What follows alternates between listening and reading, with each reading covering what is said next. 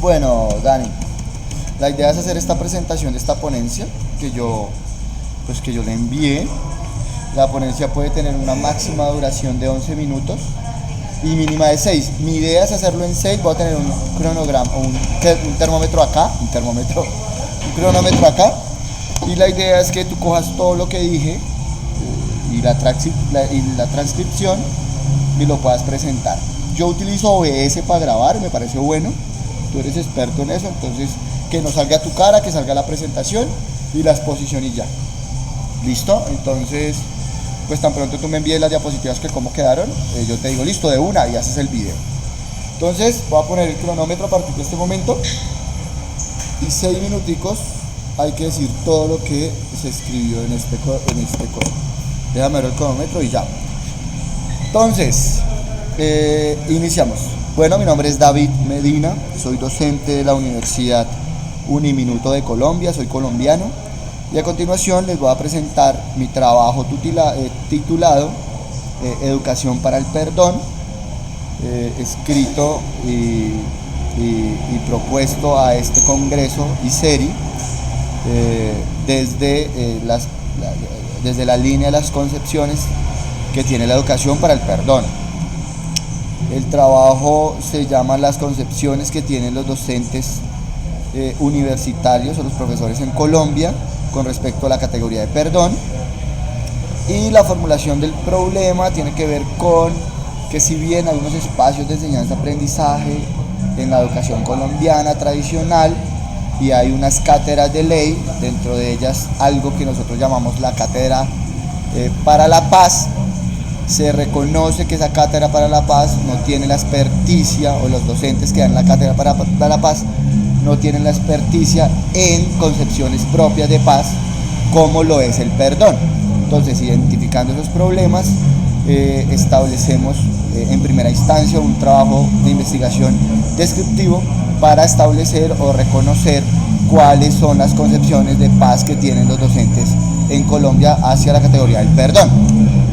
Como justificación, pues tenemos bastantes autores, uno de ellos es Saldarriaga en el 2006 y Olivia en el 2005, que establecen que la definición del perdón en Colombia, en un país posguerra, es muy somera, no se tienen como unas definiciones claras de la definición del perdón, y depende mucho de las concepciones, o más bien de las representaciones de perdón sociales que tienen cada uno de los docentes. En ese sentido, el objetivo general de este trabajo es que buscar cuáles son esas concepciones que tienen los docentes con respecto al perdón, y en función de esto, qué repercusiones podría tener en el currículo de las cátedras de ley, en este caso la cátedra de la paz, que deben dar todos los docentes por ley en las instituciones educativas colombianas. Para eso tenemos pues un barrido de antecedentes. ¿Quién ha hablado del perdón? Y para quién ha hablado del perdón, pues llamamos a Vladimir Chekelevich en el 2086, que establece la primera definición de perdón. Él es judío, posguerra, y establece pues definiciones propias como el mal hecho, el perdón sin el olvido. También tenemos a Derriba, que establece que el perdón a un mal hecho es un proceso largo, es un proceso que establece un reconocimiento propio, toca el tema de la revictimización y las consecuencias de la revictimización. Y Rockwell en el 2003 pues establece como un procedimiento del perdón, donde primero hay como aceptación, donde el mal hecho debe ser reconocido, pero también da la posibilidad de que nunca haya. O sea, siempre se ha obligado socialmente al perdón, pero Recue establece que el perdón puede que nunca llegue, más allá del procedimiento que ellos hacen en etapas de reconciliación y sobre todo reparo. Los referentes conceptuales tenemos a Lin, a Garrido en el 2008, a Lin en el 2011 y a Semvilas, donde establecen un perdón subjetivo, alejado de la sociedad, un perdón expuesto dentro de reconocerse primero en el sujeto la necesidad de perdonar, la tranquilidad que puede dar el perdón, cómo el perdón se establece en función de un mal hecho subjetivo y no un mal hecho social, lo que representa o recae en que si la treta o el mal hecho está dirigido a mí, pero para la sociedad no es un agravio, no importa y depende exclusivamente del perdón. Bajo esos cánones de Garrido Lin y Sembilas establecemos esta definición de perdón, un perdón subjetivo, no social, un perdón donde no es necesario que se tenga que perdonarla obligatoriamente, más allá de los aspectos sociales, morales y éticos, y un perdón donde la revictimización y la reparación son de carácter obligatorio. En ese sentido, y hablando de la metodología, pues esta metodología tiene un paradigma sociocrítico o sociocrítico, no positivista.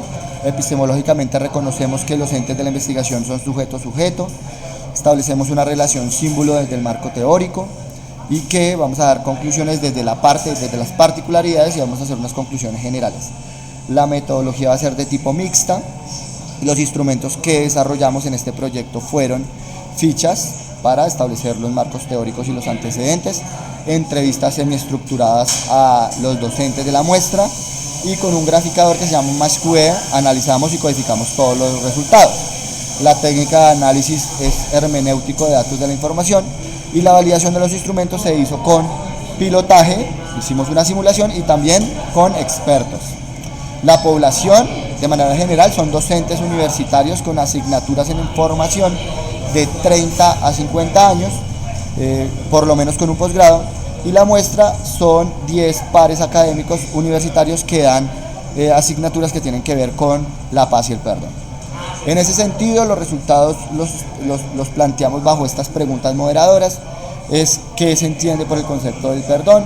Establecimos diferentes hallazgos y una es que el perdón se otorga en función de lo social. El 40% de las personas en general creen en el perdón, la gran mayoría, más del 60% de los profesores no creen en el perdón.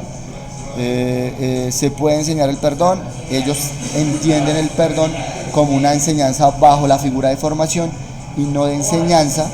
De Méndez, que dice que la formación se da en casa y que la enseñanza se da en la escuela, y entonces la gran mayoría de ellos piensa que en la escuela no se puede enseñar a perdonar, que eso es un trabajo de la formación. Se encuentra el perdón dentro de las enseñanzas posgraduales, ellos hablan de que no, a diferencia de una muestra en particular que están en una maestría que se llama la maestría para la paz. Ellos ahí sí ven el perdón, pero tienen diferentes fuentes que no les permite consolidar una sola definición del perdón. Si se debe enseñar el perdón, ellos sienten, o eso es contradictorio porque creen que no se puede por el tema de formación, educación, pero de alguna manera, que no saben cómo, sienten que sí se debe enseñar el perdón. Y ahí está en el artículo el porcentaje. Y por último, ¿qué conocimiento profesional del profesor debe tener el docente del perdón? Todos recaen, y quiero hacer el llamado, a que lo primero que hay que hacer es reconocer la categoría de perdón, saber qué es el perdón, qué se ha escrito del perdón, cuáles son las líneas del perdón, y para poder enseñar. Entonces el perfil del docente tiene que ser un docente que sabe la definición de perdón más que si perdona o no. Como conclusiones generales tenemos tres. La primera, si bien nos establece una sola definición del perdón, centrar las concepciones del perdón, digamos contextualizado, es fundamental para poder tener un profesor experto en perdón. Dos, los perfiles que deben tener los docentes que quieran ser parte de la enseñanza del perdón. Debe ser un perfil par, de igual, un perfil moderador, que reconozca la realidad del país post-conflicto, o sea que la categoría de docente se establece dentro de una paridad. Y por último, la falta de estudios del perdón dentro del país hace que una educación para la paz de ley, como se quiere establecer en Colombia, sea imposible, y se solicita que pues, este informe de manera descriptivo tenga más profundidad para poder entender dentro de la generalidad de la Cátedra para la Paz más categorías, no solo sino el perdón, la reconciliación, la reparación, para que dentro de una unificación se pueda establecer una verdadera educación para la paz. Estas son algunas de las referencias y muchas gracias. Este es el contacto.